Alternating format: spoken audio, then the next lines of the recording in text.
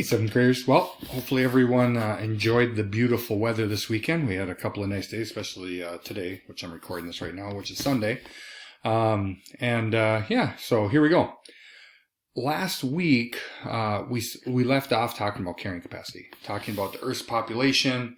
Once it gets so high, it hits this carrying capacity, and when it does, just like any organism, there's not enough energy, not enough food, not enough everything. Something has to give. And it's either a virus coming into the population or something like that. Now, what we're going to get into this week is this is going to be like a mini project, okay? If you get it done today, you can send it to me and then you'll be done for the week. This is also a reminder that this Friday, May 1st, let me check my phone, and Monday, May 4th, yep, there's no school. So on May 4th, there will be no assignments posted and you won't get anything May 1st. So what I'm giving you today is going to be due this Thursday, which would be my bad. It would be June. It would be April 30th. So let's look at what we're going to be doing. So, oops, there it is. Here we go. This I'll have in Google Classroom, of course, and you can read through it. This is going to be called the food wrap. What the food wrap is let's look at the background. How does energy flow through living things in nature? Looking at the concepts of food chain, food web, food pyramid, each illustrates how energy from the sun flows. You know, we talked about those food chains going from one organism to the next, and the higher up the type of predator, the course less energy, so there's less of them.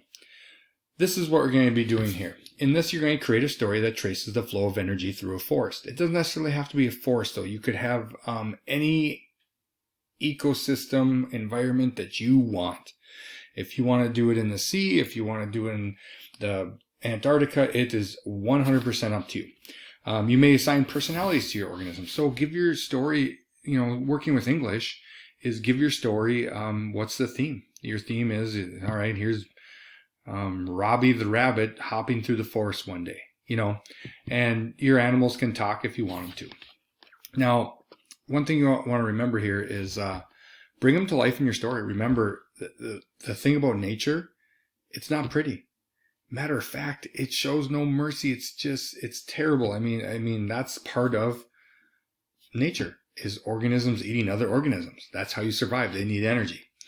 So, in this activity, there's some words you must use, and here they are. You have to use the words that I just highlighted. Sun, producers, consumers, prey, predator, herbivores, carnivores, omnivores, scavengers, energy, decomposers, food web, food chain, and carrying capacity.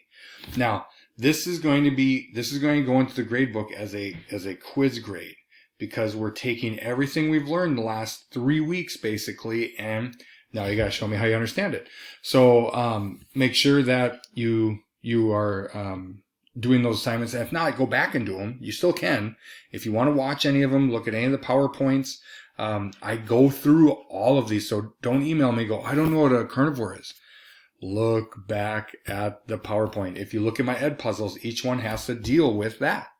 Some of them I break down the notes, so please check those out. When you use these words in your story, you are going to highlight them, and then you're going to go up here to the B and click it and bold it. Each of these words need to be bolded in your story. A story must have all the terms listed into. Your story will also contain 4 pictures. The 4 pictures that you choose are completely up to you. I used to have you guys edit this. I'm going to erase that because you don't have up here to edit it. So how is this going to look? Well, I used to have a title, story, author, food wrap story. So what you guys are going to do is you're just going to type your story. Now, what I'm going to get is 100 emails. How long does it have to be? How long does it have to be? It needs to be as long as it needs to be using all of these words.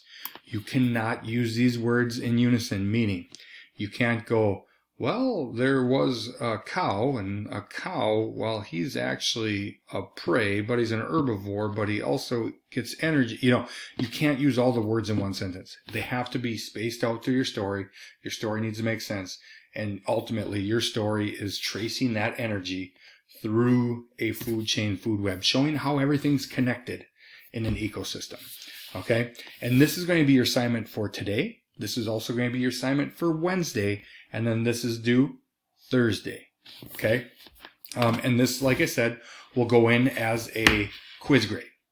So if you haven't, make sure you do check your grades. If you see something that you handed in and you're like, Mr. Teskey, I know I handed that in, let me know, because I miss things sometimes with assignments. If someone handed something late, anything like that. So for your story, sorry, back to that. For your story, all you need to do is type your story using those words. You need to incorporate 4 pictures. They can be from the internet into your story. Okay? And that's it.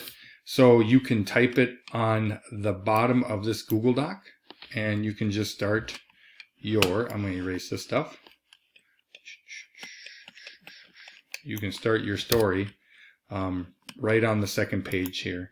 Well, actually, I'm sorry. No, you're going to start it right here, title it, whatever you want, and then start typing it. Okay, so you're going to click on it right here, and then, of course, when you're eventually done, you will submit it, and then I will grade it. Okay? All right. If you do have any questions, please email me. I will get back to you as soon as possible.